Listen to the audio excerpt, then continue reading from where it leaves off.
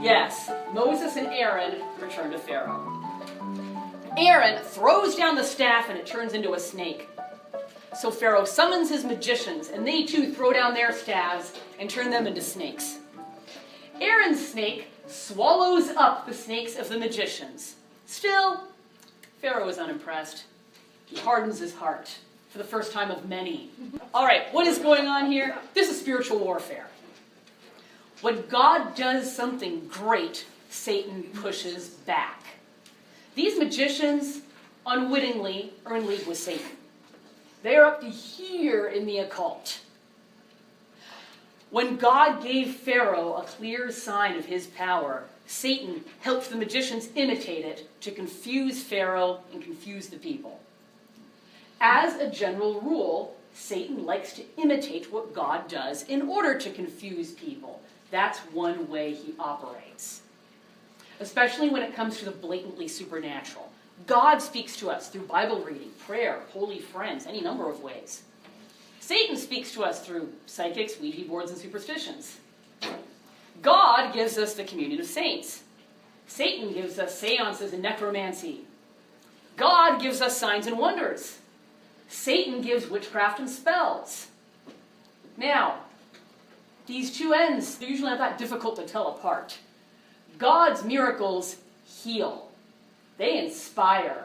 They call people to belief and to conversion. Satan wants to intimidate or fascinate, but mostly he wants to confuse. And that is exactly what's happening here. Moses and Aaron are calling for conversion, belief in the God of Israel. And Satan is muddying the waters. He's trying to confuse. And I mean, there's a possibility, too, that the magicians somehow performed an illusion. That was probably part of their job. They're probably half magicians in the sense of, masters of illusion, and half occultists. But the Bible doesn't say they pretended to make snakes. The Bible says they made snakes. So we're assuming this is the occult part of their business.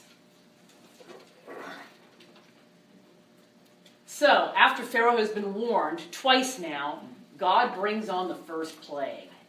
Moses and Aaron meet Pharaoh on the banks of the river first thing in the morning.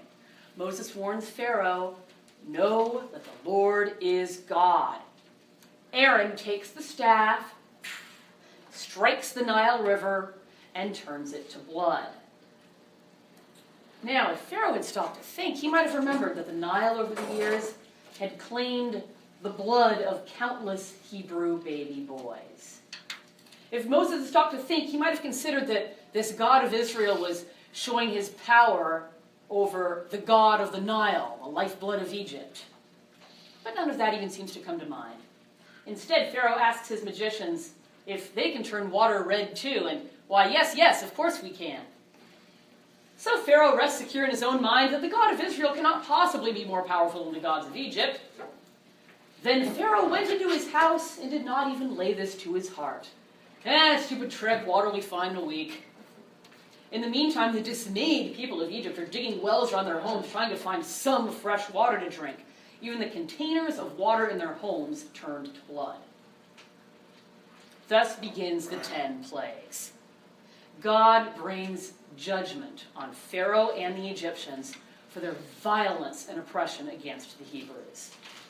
God is also calling the people with a megaphone to recognize him as the one true God.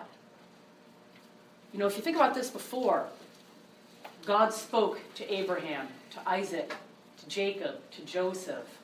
But now, he's letting himself be known in a way that he hasn't since the Tower of Babel.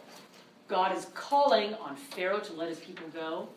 He's calling on everyone in Egypt to put aside their self-sufficient pride and their idols and recognize that he is God.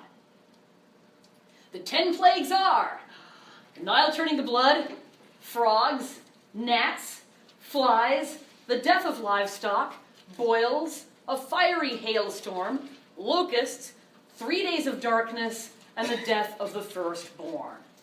Rather than go through them one by one, let's dig into what we can learn from them. First off, 3 days journey? Anyone else confused by that? Let my people go for 3 days. For most of the face-off against Pharaoh, Moses does not demand that Pharaoh permanently free the Hebrew slaves. Rather, he just asks for some vacation time. Surely they've earned it. He asks that the Hebrew slaves be allowed to travel 3 days deep into the wilderness so they can all worship God together. Why does Moses ask for this? And why is Pharaoh so absolutely dead set against giving his slaves a couple of weeks off? Moses asks for the 3-day journey to show that this is fundamentally a battle for religious freedom. The Hebrews have no freedom of worship in Egypt. Their main ritual form of worship is to sacrifice lambs. Remember how Abraham would do that? For the Egyptians, this was absolutely unacceptable. Kind of like sacrificing pigs would be to the Jews later on. To the Egyptians, sheep were unclean. Shepherds were untouchables, and killing sheep in sacrifice would no doubt have upset the sheep god. So for the Hebrews to sacrifice to God would have incurred the wrath of ordinary Egyptians. So to worship God, they've got to travel far, far away, deep into the wilderness. Will Pharaoh let them do it? No. If the Hebrew slaves get 3 days away from home, with their children, cattle, everything they own, who's going to make them come back? It's the functional equivalent of giving them their freedom. At a couple of points, when the plagues get pretty bad, Pharaoh does try to negotiate some kind of compromise with Moses that would ensure the slaves' return. He says to Moses at one point, well, what if just the men go to worship and all the women and children and animals stay behind? And Moses says, no, that won't work. What if it's all the people, but they leave all their belongings and all their cattle behind? No, they have to sacrifice the animals, and we don't know what animals God is going to call on them to sacrifice. They actually argue back and forth. In the end, Moses says, no compromises. All the Hebrews must be free to serve the Lord. So finally the battle simply becomes, let my people go. Natural origins of the plagues. There's an interesting theory that some of the plagues may have had natural causes. It goes like this. The first 6 plagues especially sound like they could be connected. The theory goes that the Nile didn't literally turn to blood. It was instead filled with toxic red sediment or algae and became undrinkable.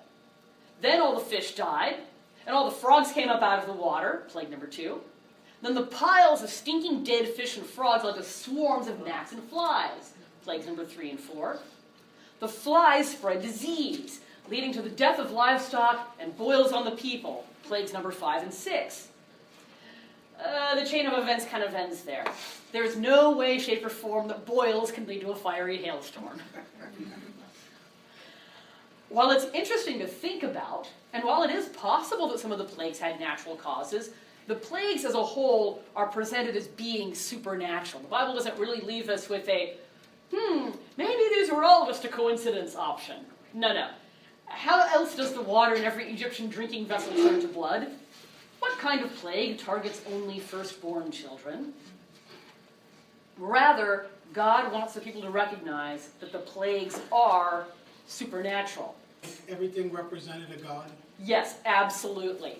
The Egyptians had a god for every single thing that was attacked by a plague. Including gnats? Including gnats, yeah, the gnat god. Thinking like Ant-Man and the Wasp here. Yes, with the 10 plagues, God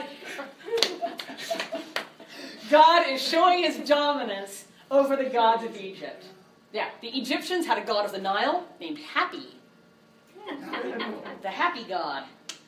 They had a frog goddess, a fly god. We don't know if there was a gnat god. Maybe the fly god covered both. Who knows? A bull god, a cow goddess, a goddess against disease, a goddess of the sky, a god to protect their crops from failure, including bugs, gods of the sun, and a god of life who was also protector of Pharaoh. Clearly, Ra, Osiris, and the rest of them were not doing their job. So, what happens to the people in our story then, during the 10 plagues? Well, Moses grows steadily in confidence. The bricks without straw incident, that shook him. But he picks himself up and goes back to Pharaoh. And each time he goes before Pharaoh and says, let my people go, he loses his fear. He sees that God really is protecting his life, that God really is working through in mighty ways. He speaks up. He works miracles. He steps into the role God calls him to play. What about Aaron? Well, Moses' gain is Aaron's loss. Think about Aaron for a moment. We almost never think about Aaron except when he makes the golden calf, poor guy. Aaron, too, was called by God for this mission. Aaron's the one that started out as the confident one. In the beginning, Aaron speaks before Pharaoh, and Aaron works the miracles. Aaron's the one that throws down the rod and turns it into a snake. You don't think about this because you never see it in the movies. You can't have anyone upstaging Charlton Heston. In reality, Aaron should be the co-star, at least at the beginning. But as Moses gains confidence, Aaron cedes his role to Moses. How difficult is that? How difficult is it to be doing great things for God and then have that taken away from you? Or be told, oh, you're not needed anymore. Oh, that's someone else's job. It must have been very difficult for Aaron. But during the 10 plagues, we don't see that. Aaron is a class act. He stands by Moses all the way as Moses finds his role. Later on, we're going to see Aaron get resentful and make power plays against his little brother. And so there's definitely that tension there within Aaron. But here, Aaron steps up. Aaron is a class act. What about Pharaoh? Pharaoh's heart begins hard and gets harder. In the first 5 plagues and beyond, Pharaoh hardens his own heart against God.